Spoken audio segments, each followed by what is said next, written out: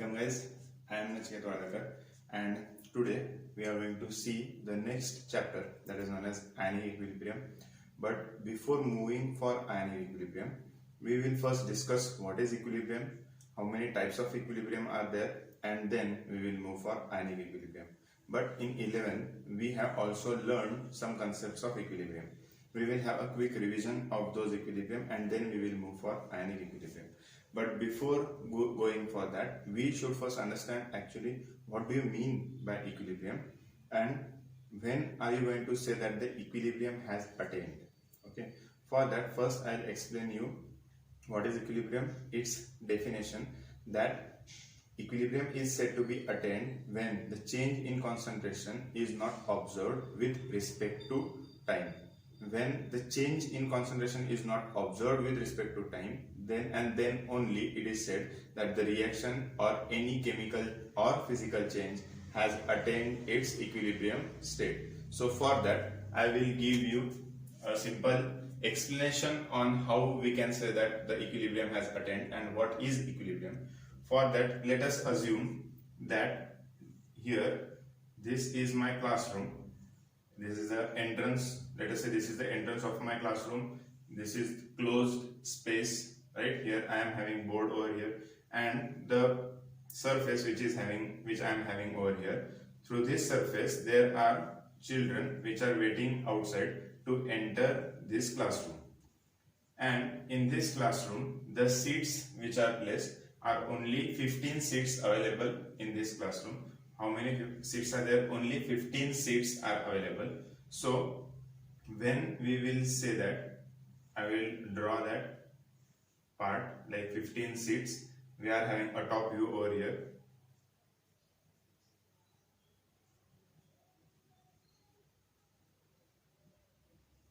These are like, let us say these are 15 seats and here I am having board placed over here and I am having 30 students.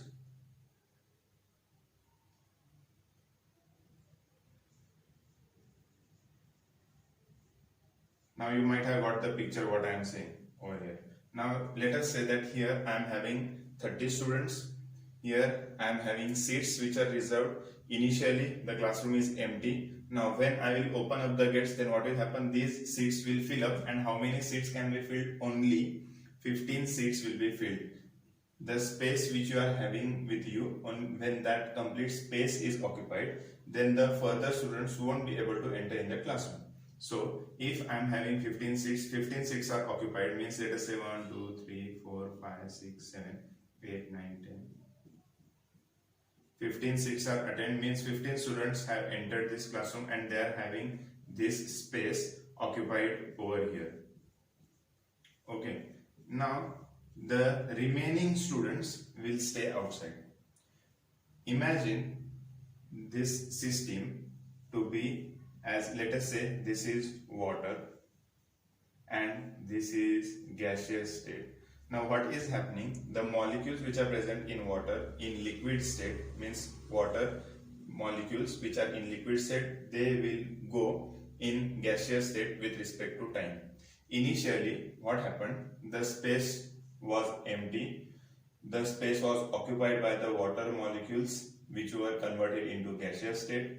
When all the seats were occupied, few molecules remained in liquid state, few molecules were in gaseous state. Means initially rate of evaporation was greater than rate of condensation. Means initially rate of evaporation was more, that's why the number of molecules reduced and the molecules were converted into gas. So rate of evaporation was greater than rate of condensation. Now with respect to time, when the space was occupied, when the space was occupied, then what happened? When the space were utilized completely, rate of evaporation was equal to rate of condensation. Now what is rate of evaporation and rate of condensation equal? That means what? Once the space is completely occupied, the remaining students will alternate their seats, means they will substitute with each other. As we all know that there are players in football game, one player is substituted. The number of players playing in that game or playing football does not change, but the player substitutes, means what happens is head count remains same, the name of player changes. Similarly, here the head count will remain same, means the molecules which are in the gaseous state, number of molecules present in gaseous state will remain same. And what will happen? The molecule will change. That's why this equilibrium is also known as dynamic equilibrium, which is seen that the reaction has stopped actually.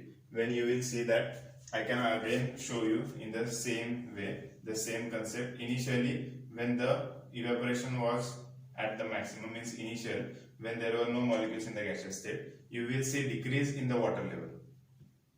After a particular point, this decrease in water level will stop. That means you will think that the reaction has stopped or the evaporation process has stopped, but that does not happen. There is continuous evaporation and condensation taking place, and that is known as what? Equilibrium. Means there is no change in concentration of molecules with respect to time. This is the simple definition of equilibrium. But with equilibrium, there are two types of equilibrium. One is physical equilibrium and second is chemical equilibrium, which we have seen in 11. In physical equilibrium, the equilibrium between its states like solid, liquid or gases is present, and that equilibrium is known as what? Physical equilibrium. There are three types of equilibriums. First is solid liquid equilibrium. Then there is liquid gas equilibrium. Then there is solid gas equilibrium. These are three equilibriums, where first is solid liquid equilibrium, liquid gas equilibrium and solid liquid equilibrium. These three equilibriums are said to be as physical equilibriums, while as the next part, which is said to be as chemical equilibrium, which exists between the chemical reactants. Okay, this is the reaction where you can balance this reaction and you will get the balanced reaction. Okay, after balancing you will see that this reaction is in reversible process, means NH3 reacts with each other to give you N2 and H2 molecules. Now when these N2 and H2 are formed, they again recombine with each other to give you NH3. In this way, this reaction is continuously moving on. It is in dynamic equilibrium, and this process is known as what? Chemical equilibrium. Today we are going to see, in this chapter we are going to see ionic equilibrium, means when we add ions or salts in water, what happens to them, that we are going to see, and we are going to see different applications of those salts in our day-to-day life, which is very important and very interesting. So moving further, first we should understand what is ionic equilibrium and how it is attained. Now ionic equilibrium means what? When I am adding NaCl in water, those NaCl molecules, Na plus and Cl minus ions are formed. NaCl molecules dissociates into Na plus and Cl minus ions. These Na plus and Cl minus ions interact with water molecules and they get dissociated to form ions. This is known as what? Dissociation. There is a difference between dissociation and dissolution. In dissolution, molecules are separated from each other, but their ionic nature remains same. They are not changing their ionic state. The molecules are neutral in dissolution.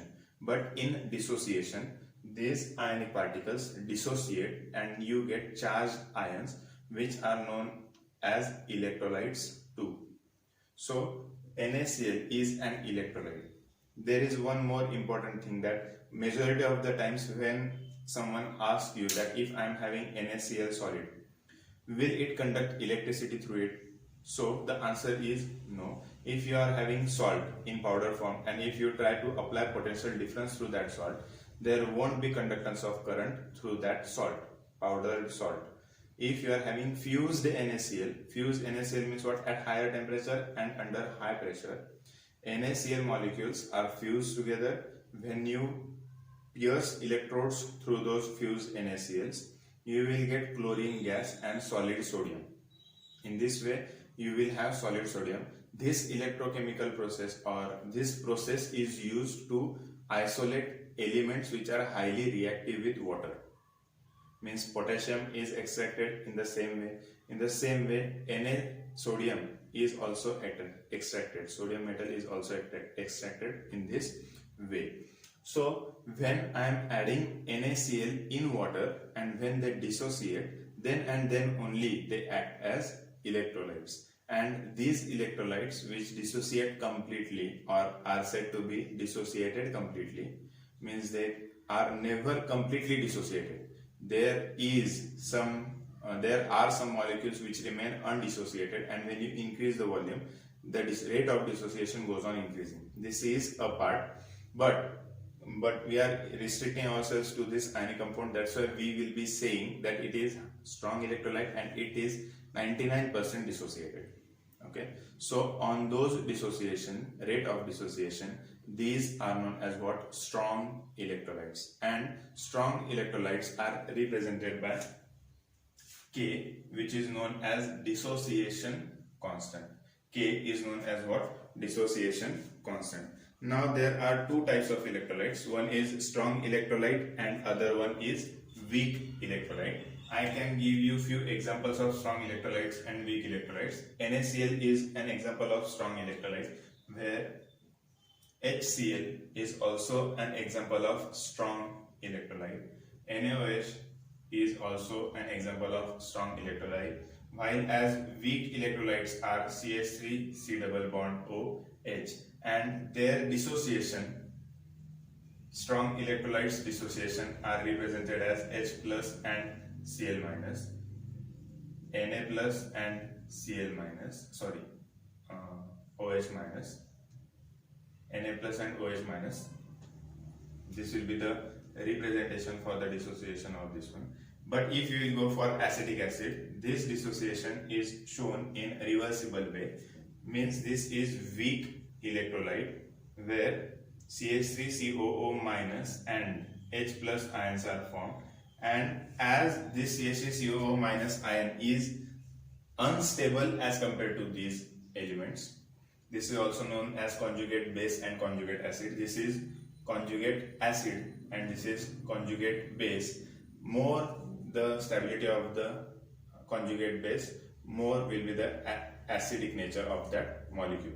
Means if we will see HCl, Cl minus is highly stable. That's why chlorine will give out H plus very easily.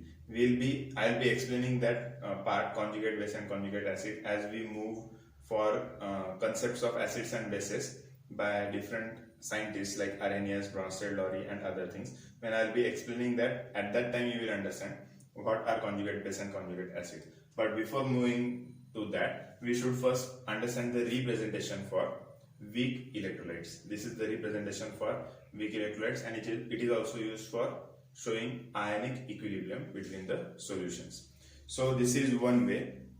Now as I have already explained you what is electrolyte, strong electrolyte and weak electrolyte, and there is one more concept that is known as the degree of dissociation. Degree of dissociation means what? Let us have an example. Like let us take, I am having 100 couples and they want to go for pub. So rate of dissociation will be more. Means what? The couple will enter in, they will split into their respective parts differently. Means they will split into the pub. Or let us say, I'll give you one more different example. I'll give you where I'll explain rate of dissociation. If I am having HCl, 100 molecules of HCl, H plus and Cl minus are there. Let us say 90 H plus ions and 90 Cl minus ions are formed. Means this rate of dissociation is 90%. Means degree of dissociation is 90%. 90% of the molecules are dissociated. But when I will take acetic acid, CH3COOH, which will give me CH3COO minus and H plus. Here also I am having 100 acetic acid molecules. In that, I will be having 40 molecules of CH3CO minus ion and 40 H plus ions. Now, this tells us that the rate of dissociation or degree of dissociation is only 40%. Means this degree of dissociation is also comparatively higher as compared to weak electrolytes. But let us say these are tentative numbers. So we can say that HCl is strong electrolyte based on its degree of dissociation. Means it can be said as the molecule which is completely dissociating into its respective ions can be said to be as strong electrolyte, and degree of dissociation is based on it. So the formula for degree of dissociation can be given as, degree of dissociation is also represented by alpha always. So the formula for alpha can be given as, I'll write down that formula on the board. Number of moles dissociated upon total number of moles. Total number of moles. By this formula, we can say that degree of dissociation is shown. Means number of moles dissociated. In the same way, if I am having 100 moles, from that 90 moles are dissociated, that means it is 90% dissociation. If number of moles dissociated is 40, total number of moles is 100, so 40 by 100, that will give you degree of dissociation. And percentage degree of dissociation can be given as what? Alpha into 100. So when you multiply 100 into our degree of dissociation, you will get the percentage dissociation of that electrolyte. In this way, we can have calculations for degree of dissociation, and the unit for that is mole per decimeter cube. Unit for alpha is mole per decimeter cube. Degree of dissociation is mole per dm cube. This is the representation, or this is the unit for degree of dissociation. And if you want to find out the equilibrium concentration,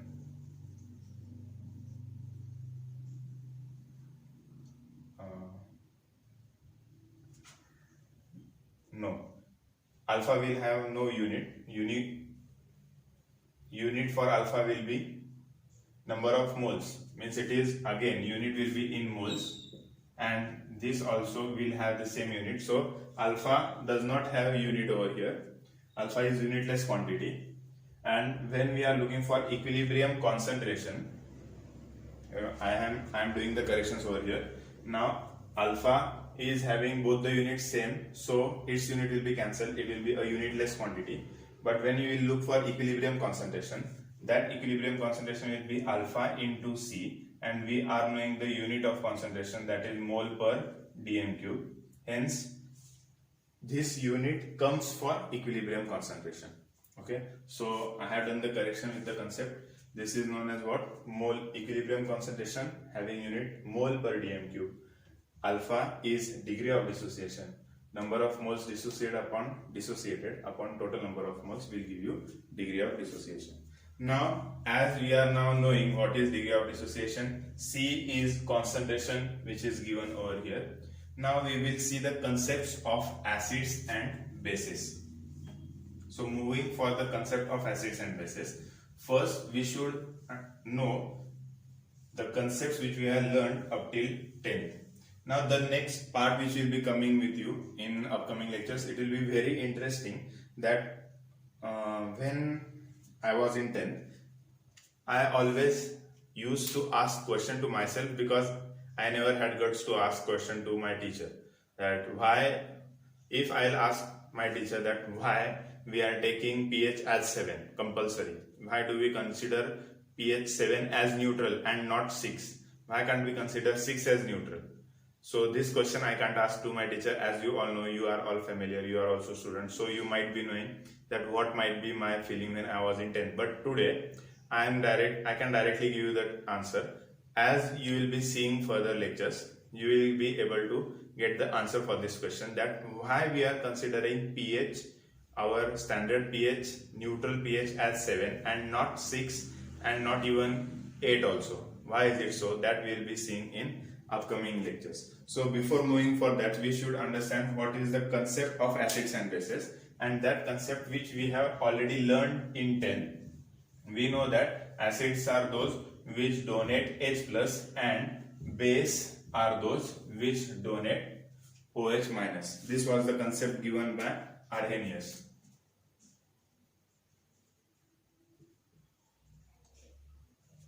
Arrhenius said that acids are those which donate H plus and base are those which donate OH minus. Base also donate OH minus. With this concept, he was able to explain why HCl acts as acid and why NaOH acts as base. This definition was very simple. The elements like CaOH twice, CaOH twice, or FeOH thrice, these compounds were showing basic nature. With the help of this definition, it was easy for the scientists to explain the basic nature of FeOH thrice, ferric hydroxide. But there was one more problem, that if we are saying that base are those which donate OH minus and acids are those which donate H plus, then what about NH3? Ammonia, we all know, acts as base, while definition says that elements which donate or the molecules which donate H plus are said to be acids.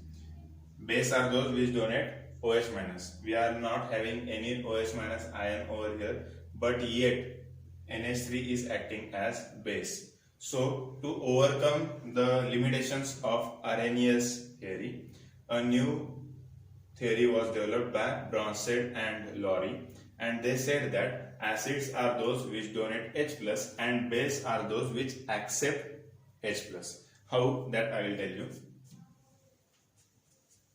Now, Bronsted, Lowry,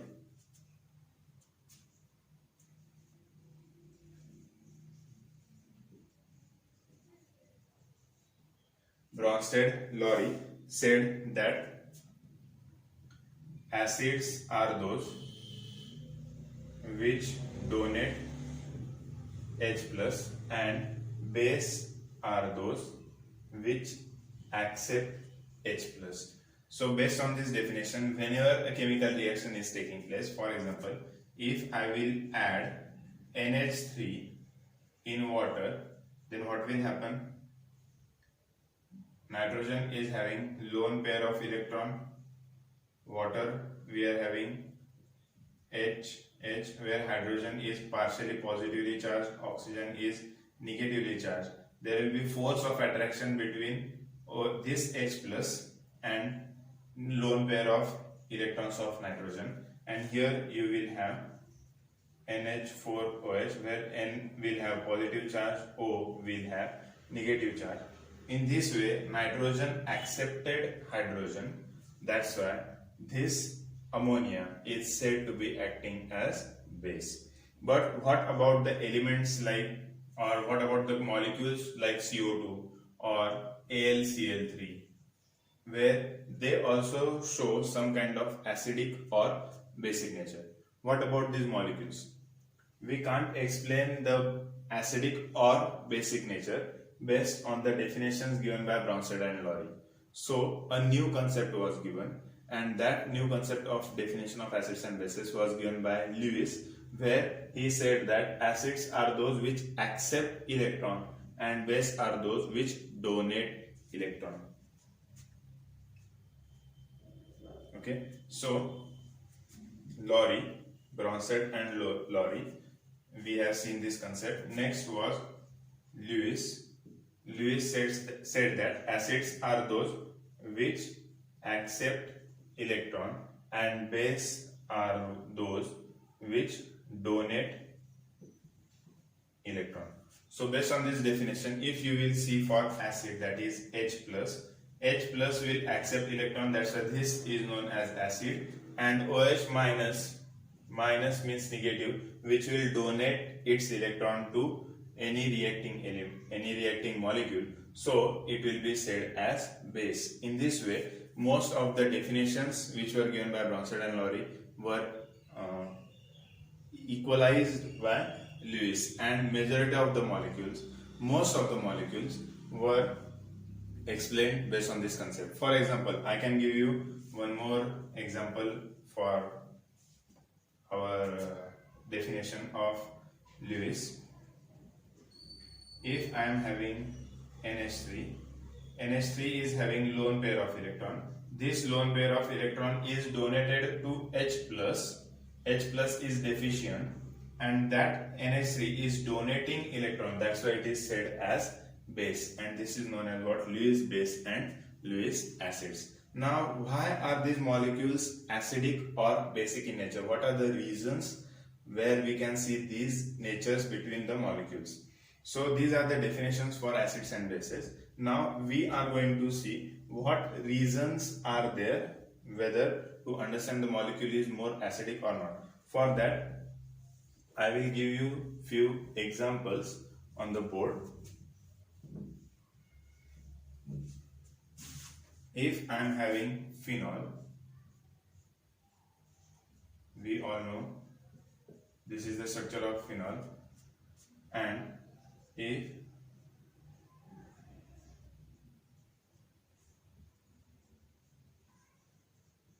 these are two molecules and I want to identify which is more acidic and which is less acidic, in that case what will happen?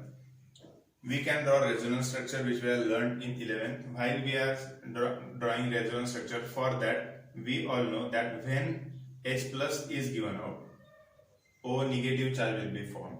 This will be conjugate base, and more the negative charge will be stable. I'll add one more example in this.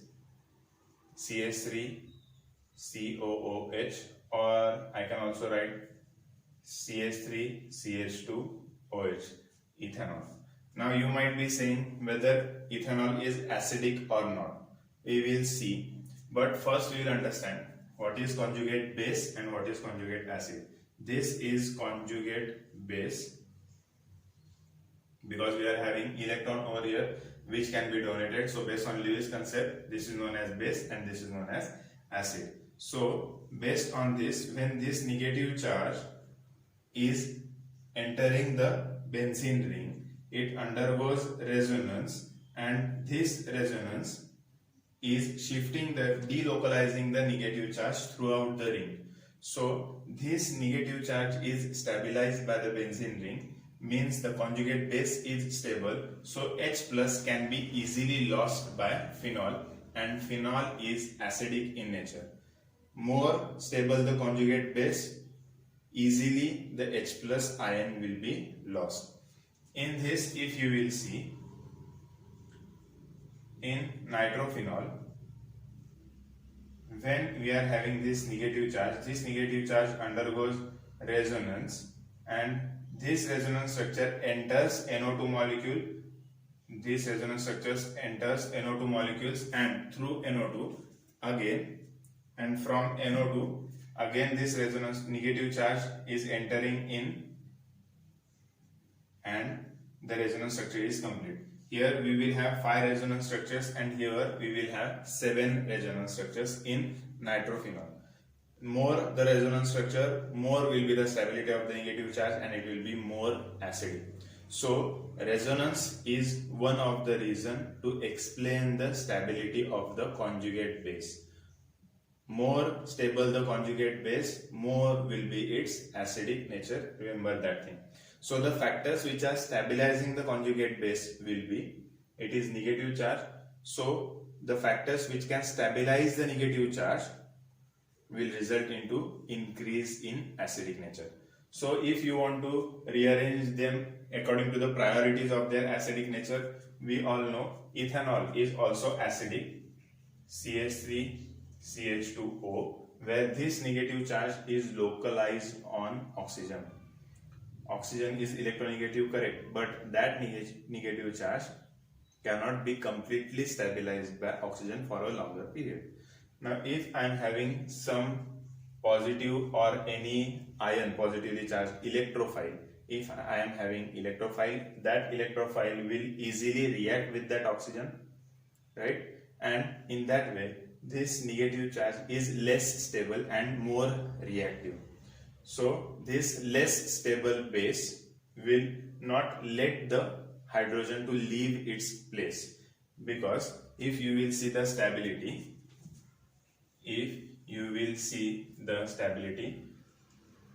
CH3 CH2OH, CH3 CH2OH, if I will try to draw the energy profile diagram based on that, CH3 CH2OH is having stable energy than CH3 CH2O. Okay, this is more stable than the conjugate base. That's why H plus will never be lost easily by ethanol. So ethanol is weak acid than acetic acid. Ethanol is acidic in nature, but acetic acid is more acidic. Then the priority will be for phenol, and then the highest acidic in our examples will be nitrophenol. Okay, in this way we can explain the stability of the acids based on, first is resonance, second is steric hindrance.